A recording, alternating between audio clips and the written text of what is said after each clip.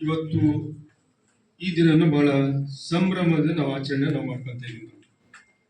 ಇದರ ಒಂದು ನೆನಪನ್ನ ನಾವು ಮಾಡ್ಕೊಂತ ಇದೀವಿ. ನಾವು ಪೂಜ್ಯ ಮಾಜಿ ಪ್ರಧಾನಿಗಳ ಮಂತ್ರಿಗಳಾಗಿರ್ತಕ್ಕಂಥ ಶ್ರೀಯುತ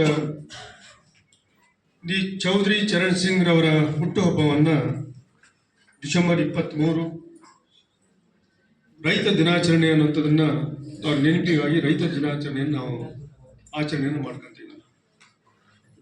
ಚರಣ್ ಸಿಂಗ್ ಅವರು ಕೂಡ ಹುಟ್ಟ ಹೋರಾಟಗಾರರು ಆದರೂ ಕೂಡ ಹಳ್ಳಿಯಲ್ಲಿ ಒಬ್ಬ ರೈತನ ಮಗನಾಗಿ ಜನಿಸಿ ಸಾಕಷ್ಟು ಕೃಷಿಗೆ ಬೇಕಾಗಿರ್ತಕ್ಕಂಥ ಸವಲತ್ತನ್ನ ಅನೇಕ ರೀತಿಯಲ್ಲಿ ಮಾಡಿಕೊಡೋದ್ರ ಮುಖಾಂತರ ರೈತರ ಬೆನ್ನೆಲುಬಾಗಿ ಅನೇಕ ರೀತಿಯ ಸಹಕಾರನ ಕೊಟ್ಟಿರ್ತಕ್ಕಂಥ ಅಂದಿನ ಪ್ರಧಾನಿ ಮಂತ್ರಿಗಳು ಅನ್ನೋದನ್ನ ನಾವು ಬಹಳ ಹೆಮ್ಮೆಯಿಂದ ಹೇಳಿಕೆ ಬಯಸ್ತೀವಿ. ನಾವು ಆ ಇತ್ತೀಚಿನ ದಿನದಲ್ಲಿ ಸರ್ಕಾರಕ್ಕೆ ರಾಜ್ಯ ಇರ್ಬೋದು, ಕೇಂದ್ರ ಸರ್ಕಾರಗಳಿಗೆ ಆಗಿರ್ಬೋದು, ಸಾಕಷ್ಟು ಸವಲತ್ತನ್ನ ಮಾಡಿಕೊಡೋದ್ರ ಮುಖಾಂತರ ಇವತ್ತೇನು 40 ಕೋಟಿಗೂ ಹೆಚ್ಚು ಜನಸಂಖ್ಯೆ ನಮ್ಮ ದೇಶದಲ್ಲಿ ಇದೆಯೋ, ಇಷ್ಟೊಂದು ಜನಗಳಿಗೆ 3 ಹೊತ್ತು ಊಟವನ್ನ ಮಾಡಿ ಸಾಕಷ್ಟು ಆಹಾರ ಧಾನ್ಯಗಳನ್ನು ಇವತ್ತು ಹೊರ ರಾಷ್ಟ್ರಕ್ಕೆ ಕಳಿಸ್ತಕ್ಕಂಥ ಸಂಪತ್ಭರಿತ ರಾಷ್ಟ್ರ ಅನ್ನೋದನ್ನ ನಾವು ಬಹಳ ಹೆಮ್ಮೆ ಅನ್ಕೊಂಡು ನಾವು ಹೇಳ್ತಾ ಇದ್ದೀವಿ. ನಾವು ಈ ಹೆಮ್ಮೆಯನ್ನು ಪಡಬೇಕಾದ್ರೆ ಅಲ್ಲಿ ರೈತನ ಶ್ರಮ ಎಷ್ಟಿದೆ,